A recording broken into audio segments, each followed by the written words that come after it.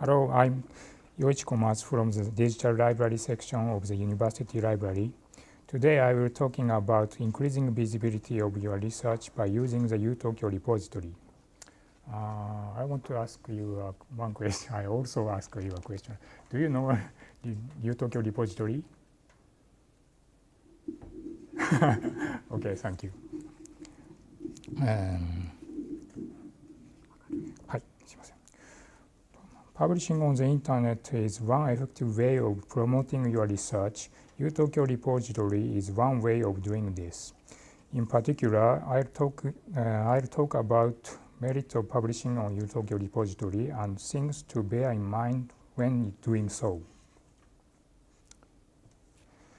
An institutional repository is an electronic archival system set up by research institutions to save and make intellectual property public in electronic form. uTokyo repository started providing service in 2006 and now holds over 33,000 items. This is the top page of the uTokyo repository. There are some types of items in the collection. Memoirs make up the largest part of the collection. The reason is that there are almost no copyright problems. In the field of the humanities and social sciences, as compared to sciences, there are simply fewer for-profit journals. Non-profit journals issued by universities are often distributed to other universities for free. Although publication is the principal measure of researchers' track record, the most common other opportunity for publication is in university bulletins. Since these materials were originally distributed for free or made freely available online, there are few problems with making them freely available in the repository. Almost all Japanese universities' repositories are heavily biased towards these materials. Although the original aim of repositories was to increase the number of articles published in for-profit academic journals, this has not worked well. Researchers will publish in journals because that increases their own reputation. However, after the article has been accepted, most academics do not think about registering it to the repository. So when you publish, please consider also publishing your research with the repository. There is a search box in the page here, but most visitors arrive after searching on Google. Most accesses are from search engines. It is better for you if your paper is high on the result list of a search engine. Repository and online journal results tend to appear high in search engine results. So it is a good idea to register your research with the repository. Integrated retrieval systems like Gyro and Oyster and Google Scholar harvest metadata from repositories. So if you register with the repository, your research will also appear on these sites. Here I would like to compare three cases of online publishing. About free access. Accessing full text on an online journal costs money. Universities pay, so it is usually possible to access the full text, but ordinary people may only be able to read the abstract and would have to pay a fee to read the full article. Making research available on ordinary people is one reason why institutional repositories were created. About uploadability. The procedure from submitting your article to a journal to publication is extremely difficult and demanding. However, it is extremely easy to post your own website. Posting to the repository is easy compared to journals, but you are doing extra work to register with the repository. However, the repository is not a place for publishing original articles. Publishing the journal article is not possible, but it is possible to publish preprints and presentation materials. Archiving. Publishing with the repository offers long-term storage and guaranteed URL over the long term. A personal website might disappear or change over many years. But even if there are changes to the repository website, you will still be able to access your information at the same URL over the long term. The repository is not an exhaustive store. In many cases, you will not find what you are looking for if you search for a particular article, so it might not be the first place you look when doing research. Evaluation. Publishing a journal article is the most effective way of improving your reputation. In comparison, publishing on a repository does not bring with it the same improvement in your reputation as on a journal. By publishing your journal articles on the repository, you make your research freely available even to those who would otherwise not be able to access it. In addition, having your research stored among other online resources on the website of well-known public institutions, such as the University of Tokyo, seems likely to create a good impression.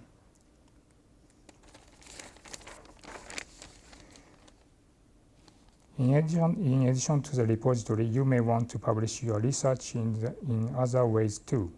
The U-Tokyo repository focuses on articles, and it is possible to publish related research data at the same time, but publishing research data is not the primary purpose of the repository. The repository's infrastructure is not suitable for handling extremely large data sets. In addition, the system is not designed for version control or for updating data. Also, the metadata fields required for datasets are not as clearly defined as those for written material. There are several reasons that people do not publish their research in the repository. If you aren't sure whether to publish, today I'll provide some information about how to find out more. Journal submissions have to be original. So if there is similar research already available online, submissions might not be accepted. If you want to publish a book, publishers might refuse your text because the same content is available for free online. You also need to obtain copyright clearance. Other reasons include the embargo and simply lack of information. Many publishers allow you to publish a copy to a repository after a certain period of time called the embargo. This is an example list of embargo duration for journals published by Elsevier. This information is also made public on other journals. The embargo in this case is different to the embargo for press release. The refers here to the period of time you have to wait from when the article was made available online until you can publish it on the repository. Most journals set an embargo of 12 months, as recently as 1 year ago, but now the period is getting longer and longer, even up to 4 years. Most journals set an embargo. In other words, the period you have to wait until you can post your article to the repository is getting longer and longer. It is possible to have your article made freely available on the publisher site by paying about $3,000. An increasing number of journals are offering this open access option. On the surface, this looks like they are supporting open access, but you can only use it if you have money. In the United Kingdom, it is policy to issue a certain amount of subsidy for this open access publishing, but this is probably not the case in Japan. On the other hand, there are journals that have a 0-month embargo and others that have no restrictions on reuse. This is sometimes the case with new journals. This is a very positive trend.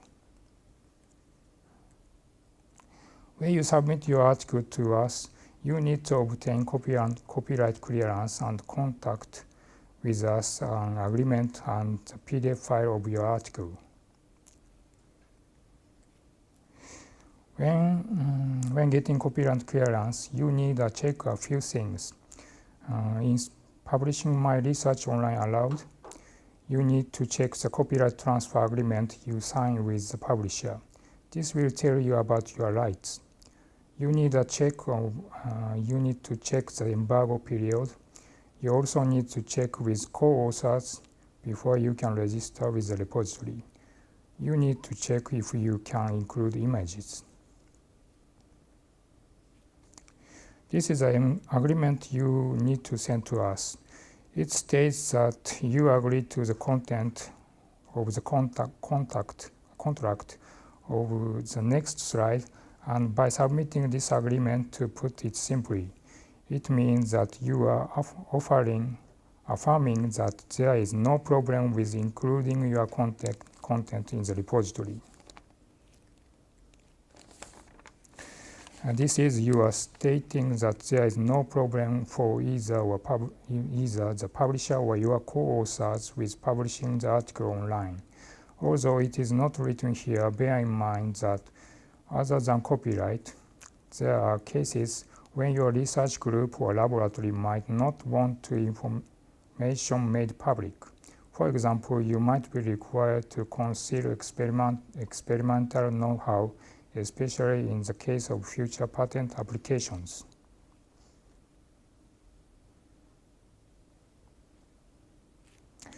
First of all, read and understand the copyright agreement. You sign the agreement after the article has been accepted. Details about repository publication are usually included in the agreement. Check the publisher's website and copyright policy databases. You can ask publishers and academic associations directly for information about embargo and copyright. Other than major publishers, usually no way to find information without asking directly.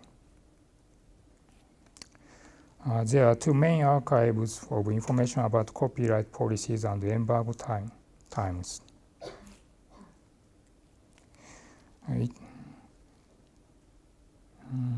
It is usual to search for publication and embargo policies on the publisher site, but there are also sites like Sherpa Romeo that aggregate this information. It is often more efficient to start by looking here. There is information on whether and when you can register your article with the repository. SCPJ provides a database of Japanese language journals and includes information about publishing and university repositories. Publisher sites also provide information. Usually you can find information for authors about publishing to the journal, rights and permission about the journal policy, a link to request copyright or reuse permissions. This is an example of what you see on the journal website. Rights and permissions is where to look for information about reusing the article.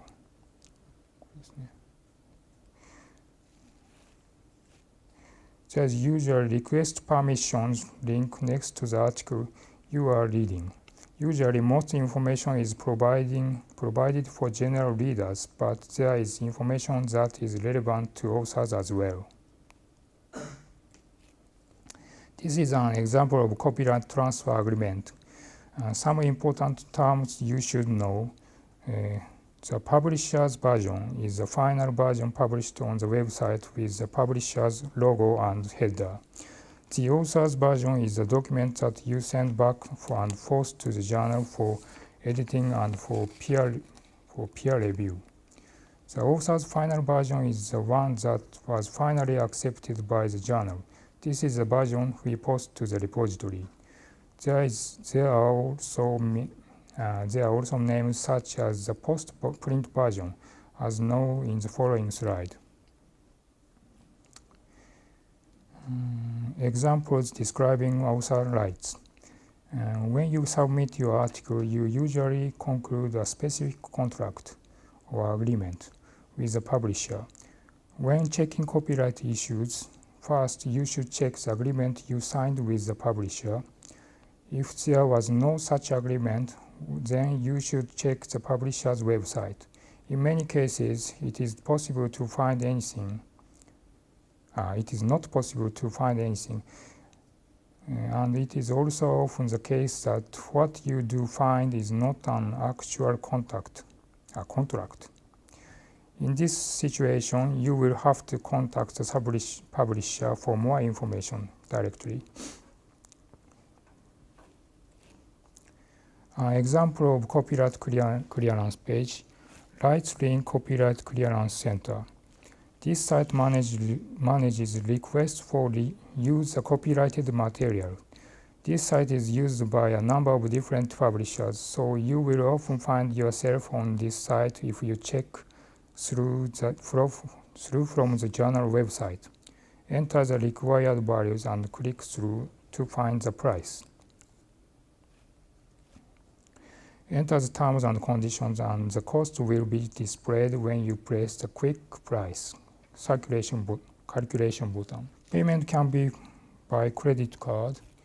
However, in practice, if you are applying for your own article, you will often just be referred to the agreement you signed with the publisher or told to contact them.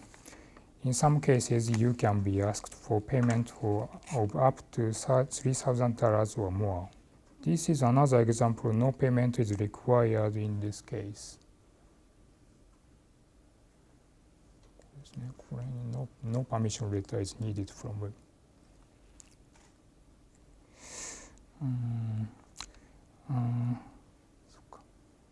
If you still can't find out more asking, I can't speak English well, so please contact me by email. Before contacting me, read these useful guidelines. There are guidelines for doctorate theses. Finally, some important things to remember. The copyright transfer agreement is the most important document. Make sure to include it in your email when you contact us.